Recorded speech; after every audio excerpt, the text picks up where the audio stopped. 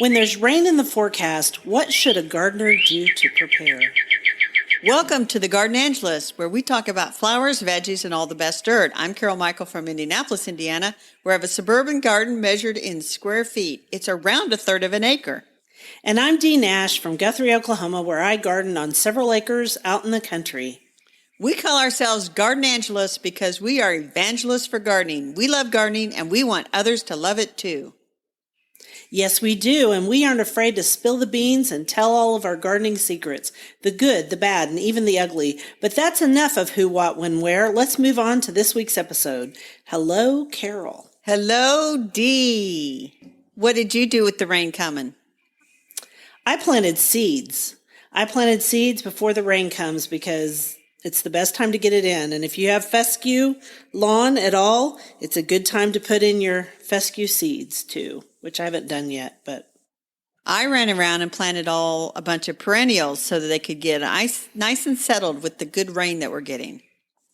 Are you guys getting rain today? Yeah. We had 0.31 inches in the rain gauge on Monday morning. So we don't have any yet, but it's coming up out of the south from Texas, and so I expect us to get some rain tonight. And that's about it. What else are you doing in your garden? Oh my gosh, Dee, it just never quits because, it's May, and so just never quits. So my bed by the garage with all the pink flowers. Right. Had to burn my saddle, I don't know if I said this last week, to plant some clematis along the wall. I don't think you did because I listened to our episode. You said that you were going to talk about what you were doing in that bed, but you didn't mention the clematis. So I got this burn my saddle to plant some short-vined clematis. Mm-hmm. And so I did some research and I found one and I went to the local greenhouse. I said, "You got this one?" She said, "They haven't come in yet. Let me show you the invoice." So I took a picture of the invoice and I came home and then I did all my research. And they indeed had one that was like a hot pink that was going to be maybe 4 to 5 feet called Acropolis. Right. It's one of the Boulevard series.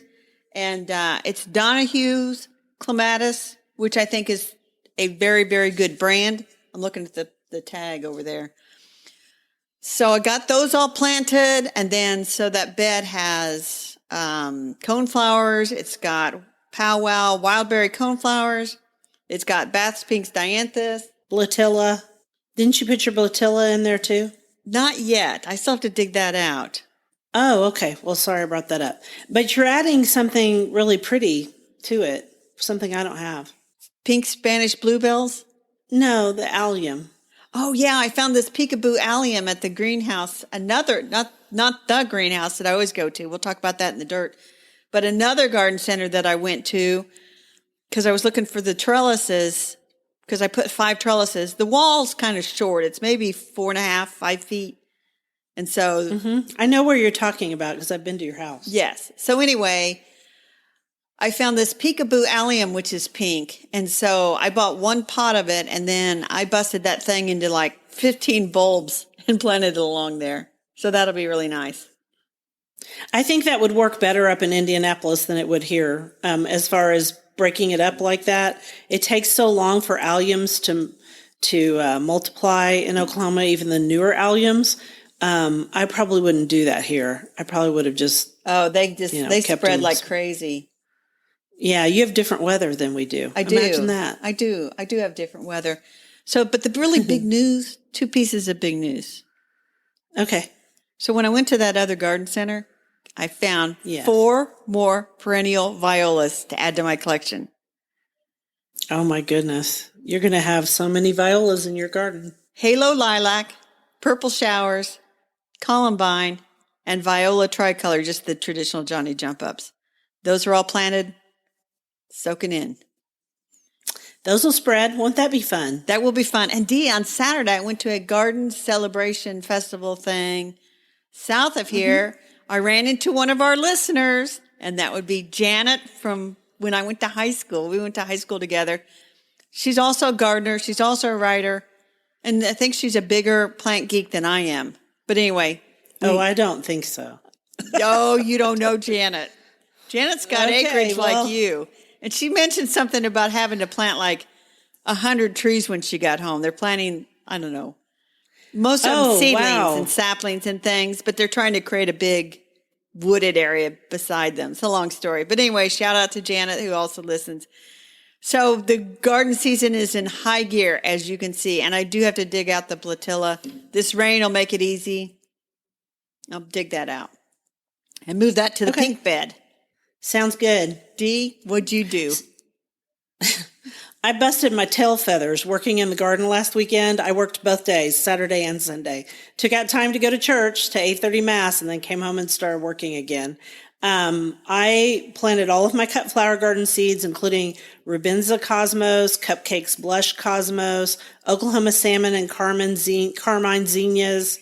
I planted Zinderella Lilac Zinnias, Tropical Milkweed for the Monarchs. Almenicotiana came out of the greenhouse. And then I really tried hard to get everything out of the greenhouse planted. And I planted probably 32 plants on Saturday. 32, Carol. That's pretty darn good. I don't know that I planted 32, but I thought I was going to die. And then I worked really hard on the lavender, which was damaged by our extreme cold last winter. I replanted the Suncoleus that had died in my containers from that late freeze. I also added a few things, and I went to this really cool place called the Greenhouse in Norman for the first time. And it is an expensive but excellent nursery. I saw things there that I don't see anywhere else, and I made myself just calm down and tell myself I could go back later. So you didn't get anything? I bought just a few things, not much. I did buy a Cleopatra canna, which leads us right into our first quote. It does. Tropical plants say vacation even when it's just another workday. Marianne Willburn. Marianne Willburn, and we're going to talk about tropical plants for hot summer gardens, which you said that cannas are about the only tropical plant you grow. Is that true?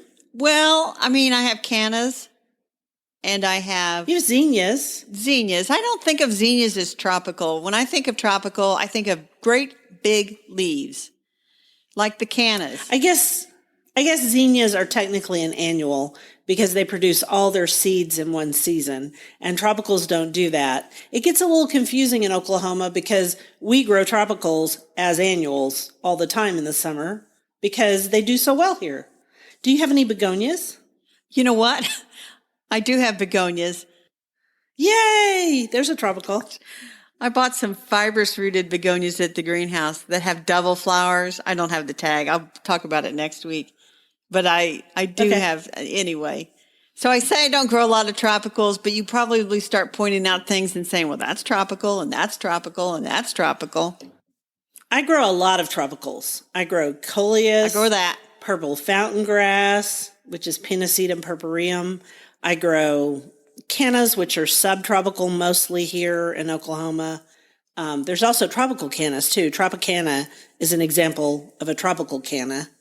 That one that I said I bought, Cleopatra, did you know it's bicolored? It's purple and green on the leaves, and then the bloom is yellow and orange. It's red and yellow, really. Red and yellow. A really pretty Are you plant. going to try to keep that one from year to year? I am. I planted it. Yeah, I planted it on the south side. Yeah, the south side in this garden bed next to some Australia purple cannas, and it's going to look really good. And then I put purple fountain grass between them. And then in the front, there's a lot of other stuff. So there are all kinds of... Will you have to dig that canna up and overwintered in? Probably not.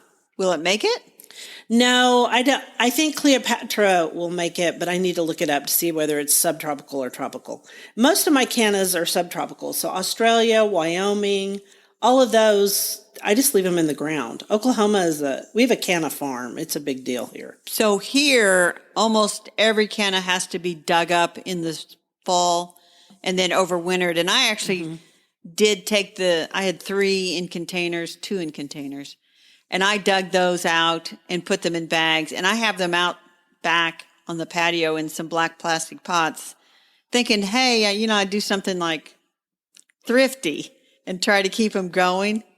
So, right? Maybe. Did it work? Well, I can't really, not a lot is happening yet. So we'll see. I still will probably end up buying some cannas at the greenhouse. So in our All America selections, I got a canna that's an orange canna that you can grow from seed. And I actually started those seeds and the cannas, but it's taken so long to get them going. And they're in some of my pots outside and they're finally starting to take off because it's gotten warm. But I'm showing you they're about 2 inches tall, even though I started them really early. So they're slow to grow from seed. I learned that this year because I don't usually grow cannas from seed. So also banana plants, people use those Yes. in containers a lot. Yeah, they do. And Purple bananas are beautiful. around here, some people try to grow bananas in the ground. And so they have to cover them with like 2 feet of mulch in the wintertime to keep them. And I know a house that I drive by that's, down yonder and over the other way. And they always have it. This looks like a big pile of boards and straw and hay in their front yard. Well, by August, that's going to be a big banana plant. I see.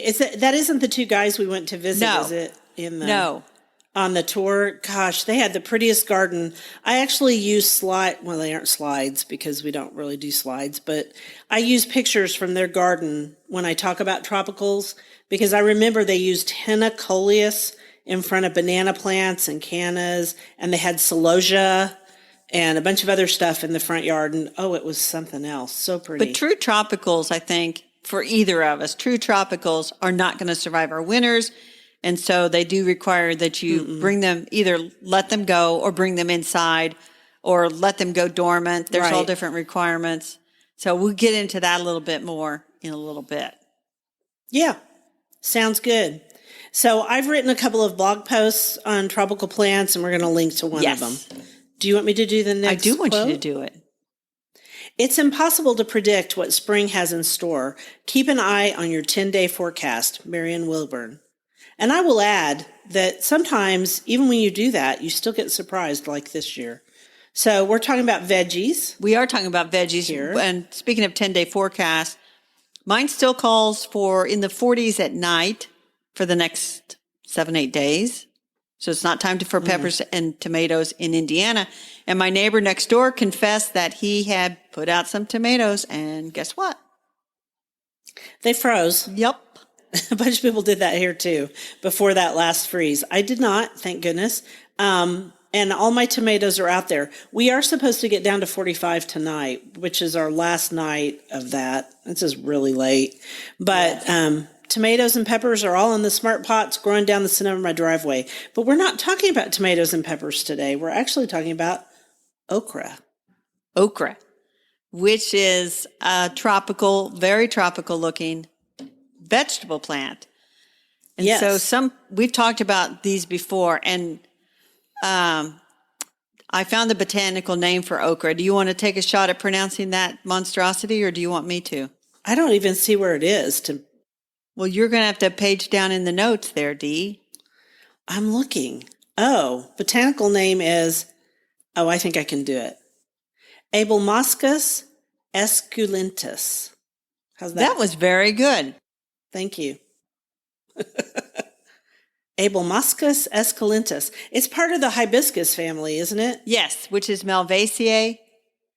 Malvaceae. One of my favorite families. Yeah, well, No, really. you know what my favorite family is. Violas. Yeah, Violaceae. Violaceae.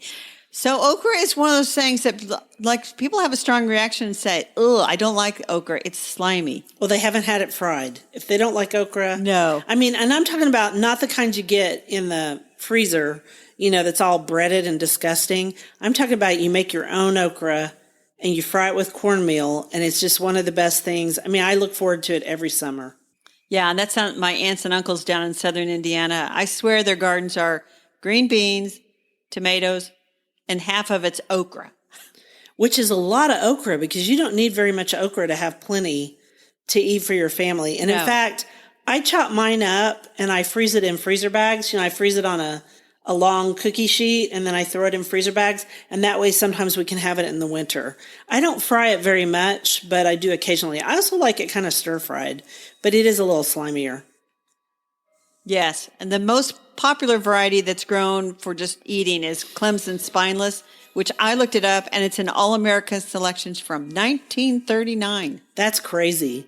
But I like the red okras, personally. If I'm going to grow them, they're pretty, and there's several of them out there, but one of them is Candlefire, And I grew it in 2017 because AAS sent me seeds, and it was very beautiful. Yes. And then I learned something when I was looking up okra because I thought, okra, you throw some seeds in the garden. It gets to be a pretty big plant, so give it some room. It's got beautiful flowers that really surprise people how pretty the flowers are. Mm-hmm. And then the pods. Well, and then I found out that the dried seeds can be used to make a caffeine-free coffee. That sounds disgusting, I have to say, but okay. I was going to say, if you want to grow okra, grow it, and you want to mix. If you want to mix it into your perennial beds, you can. Just if you grow a tall variety, grow it toward the back, and it'll look like a hibiscus. But you have to keep it cut like every day once those pods start coming, because they get really tough really fast. Yeah, you want to get those pods when they're like tiny, not tiny, tiny, but good. Let's say 3 inches at the most. Yes. And then if they get too big, you can just turn them into decorations. Yeah, I guess you can. You could just string the pods and put them on a chain or something. I don't know. It is a wonderful vegetable, and it was brought here, they believe, by slaves, and so African slaves, because it is from the African continent, and it's a wonderful plant. And I actually read a whole book on okra last year. And too much about okra. But okra is an interesting plant. A whole book? Yeah, there's a whole book on okra. There is. Okay. And we'll link to that book. I'll go get it and we'll link to it. So are you going to do the next quote, or am I? I'll do the next quote. I'll go get the okra book. Okay. Yeah, I'm totally stealing that, which Marianne Willburn wrote on her website, smalltowngardener.com. And the reason we're talking about her is on the bookshelf is her new book, Tropical Plants and How to Love Them by Marianne Willburn. And Dee, I think this book just came out tomorrow, May 4th, which will be yesterday by the time the podcast comes out. Right? That's funny. We always are going backwards and forwards in this thing, aren't we? This is a great book. And I have to say, it's one of my favorite 2 books that we've looked at this weekend. This year. Yes, I just love, it's like, tropical plants, how to love them. It's just going to be another litany of tropical plants that you can grow in your garden. Heavens, no, it's not a litany. It is a very, what is the right word? Would you call, it's kind of tongue-in-cheek. It's set up as though they are human and you have relationships with them. Right. And some relationships are good and some relationships are difficult, and sometimes you have to say goodbye. And I laughed and laughed when I read this book. I really enjoyed it. And she starts out with the relationship, and she calls it the summer romance, that's chapter 1, the long-term commitments, chapter 2, chapter 3 is the best friend, chapter 4 is the high-maintenance partner. Yes, I've had some of those. And chapter 5 is friends with benefits. And then she goes on to design and the actual plants. It was written, Marianne is a very, very clever writer. And this is a very clever book. It is. And I really enjoyed it. And I really like chapter 7, relationship fatigue. It's not you, Hilarious. It's me. And yes, it probably is. And oh my gosh. And she gives some good advice. Like, if you grow cannas out in the garden and you think, when you're cold out there and you think, I got to dig up every single one of these. And if you've ever dug cannas after they've grown, they're hard. Well, and you end up with so many. Right, because they grow and grow and grow. Cannas are super easy to grow. And the thing is, in my state, they mostly overwinter. And so you'll just have multiple, and you'll still have to have them out. So I give away those multiples. Or she said, and this is really good advice, just leave them. Let them go. Yeah. Say goodbye. I let a lot of things go in my pots. Like all these angel wing begonias that you can find now, I probably won't overwinter them. I might if I'm feeling, but you're trying to take cuttings in the fall, and I feel that way about coleus, and I feel that way about purple fountain grass too, because people give me a hard time. I'll say, you know what, if you put a purple fountain grass right here, it'll look really good in your garden. And they'll say, well, is that perennial? And I'll say, no, it's not perennial. And that's okay. Not everything has to be perennial. So If you have a love affair with tropical plants, you can love them and have a summer romance and let them go. I mean, it's just page after page of fun stuff, which is why we took all of our quotes from her book. And then I went out to her website, smalltowngardener.com, and looked at it. And so this is one, Dee, I think this is one of the best of the year so far. And we have reviewed some very good books, and we're not putting down any other book that we've talked about. No. But we're saying if you're going to buy a book about some plants, buy Tropical Plants and How to Love Them by Marianne Willburn. You will not be sorry that you have this book on your shelf, gardeners. It will make you laugh, and that's a good thing. And she also talks about, by the way, houseplants are included in some of the tropicals, and getting your houseplants outside and getting them back inside. And that's all good, solid information, because it's not as simple as you might think. You know what else is solid about this book? What? Marianne took, I would guess, 99% of the photos herself. Yeah, she did. So that is impressive. So very, very good. And it is from our friends at Cool Springs Press, Quarto. And so we're going to put a link to that. We highly recommend it. If you grow tropicals or subtropicals, even if you're just a houseplant person, I think it would be a good book.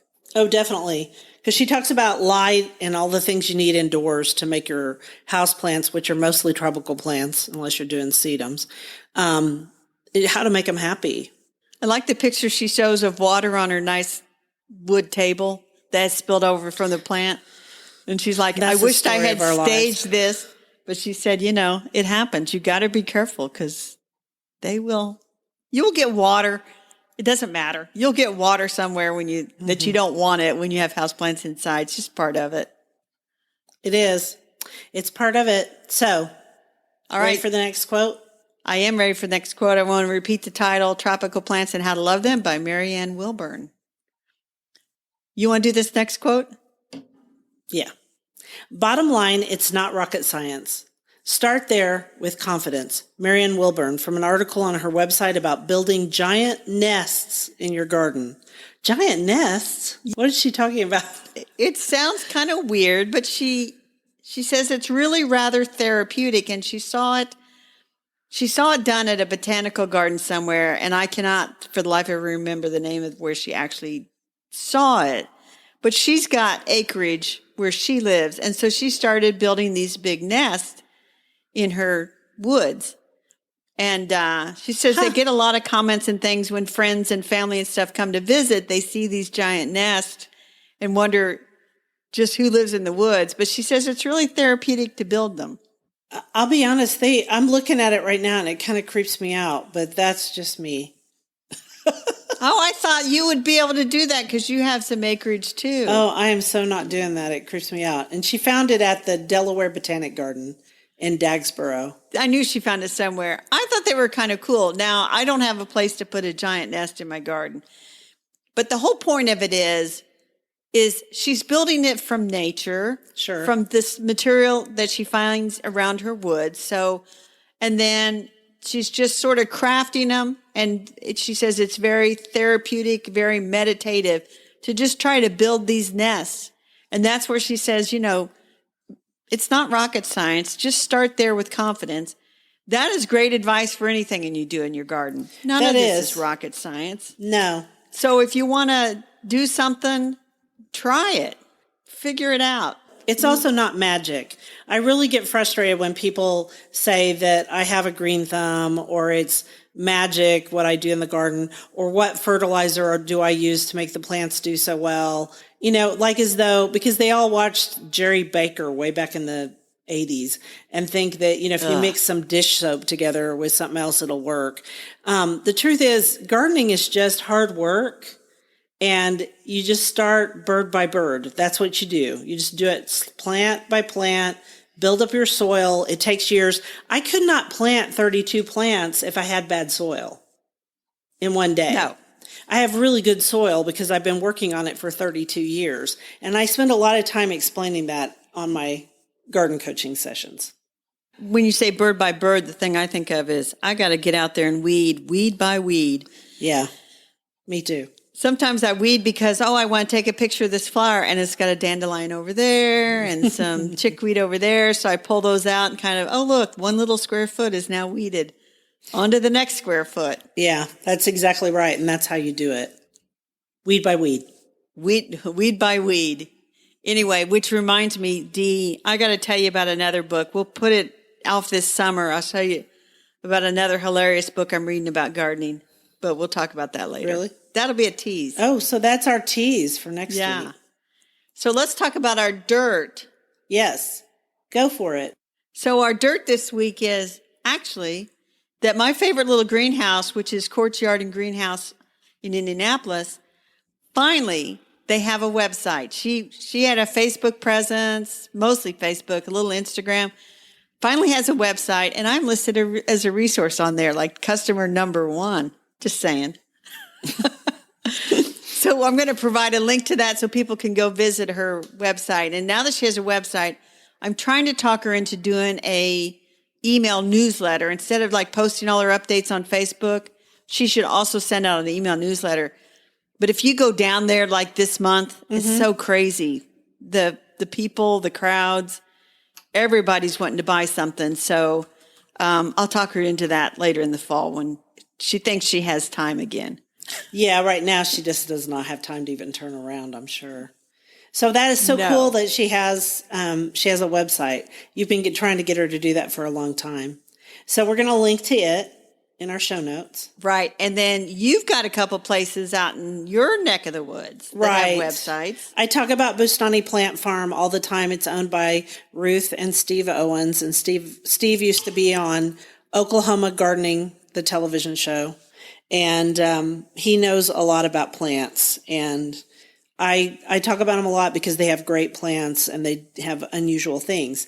And just recently, there's a new place in Guthrie, and it's called Terracotta, and it's named after Terra. It's the people who own Red Dirt Plants in Guthrie, the wholesale. This is their outlet for retail. And so I'm actually going to go there today, which is part of my garden commission. But I'm going there today with my daughter Megan because she wants to buy a couple of things for her front bed. She might become a gardener yet. You just don't know. Oh my gosh, yes. And by the way, Quartz has tropicals. They've got all kinds of different tropical plants. And I think she said that the banana plants were to be arrived yesterday, I think is what they said. Because they were trying to get me to come over there and work. Work? Well, they're so busy. It's like all hands on deck. And I'm in and out of there every day probably. And they're like, you can stay and work. I'm like, no, I can't stay and work. No, I got to work in my garden. But if you want me to I write signs for some of their lesser known perennials and stuff that maybe aren't moving. And then I write a little sign and get it out the door. Well, that's cute. That's a really good idea. So I love that. Oh, and next, Emma, I want to also put out a tease for next week. I have a funny story about Megan that has to do with clover. So let's not forget. I'm going to make a note. Megan Clover, that's going to be next week. Yes. And we could talk a little bit about clover. And then I'll make a note here that I'll talk about this mysterious, funny book that I'm reading. That's awesome. So what's your garden commission for this week?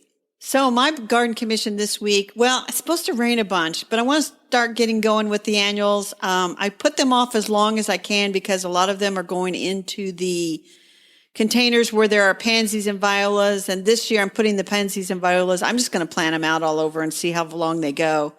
Okay, so I wanted to just mention one thing on this deal. You've talked about this for 3 weeks. You could buy another container or two. I could. These containers are like permanent fixtures on my patio. Yeah, most containers turn out that way. I have a lot of permanent fixtures on my deck, but go ahead.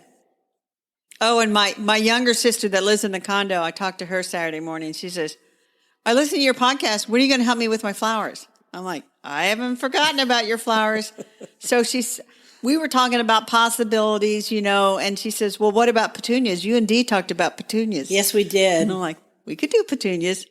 So we're going to try some petunias. If you can find those starry sky petunias, those are pretty. I think this is like in the ground petunias. I think we're going to get wave petunias. They're just going to be in the ground. I bought a cool lavender petunia at Bustani a couple of weeks ago, and it is a sport of the Laura Bush petunias that make the great big, like the way petunias. They're very trailing, and boy, it is looking pretty out there. Anyway, I'm sorry. I stomped all over your garden commission. Well, I have a funny story. I have one for this story about it. She says, what about that one plant with the variegated strappy leaves? It never really looks very good. Can we dig that out? And I said, you mean liriope? I hate liriope. Like Dee doesn't like and that I dug out?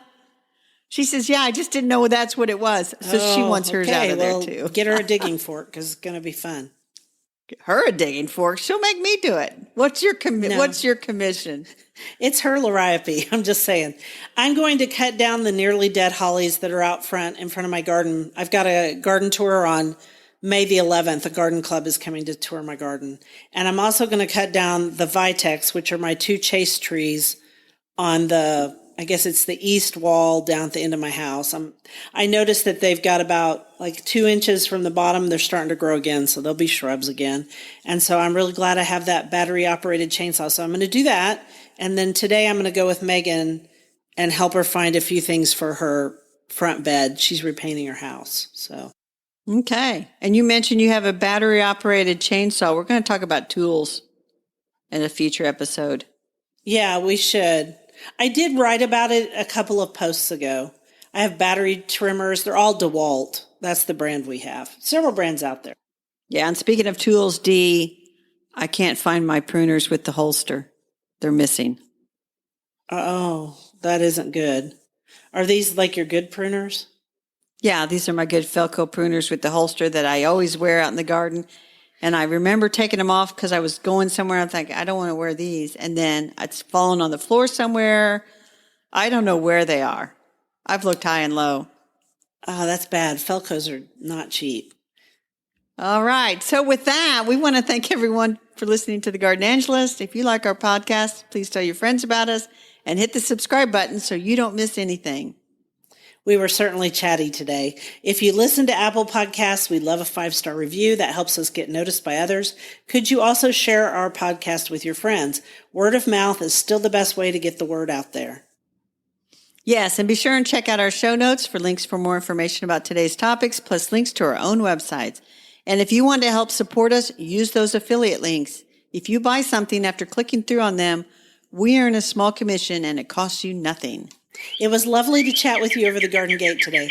Bye until next week. Bye.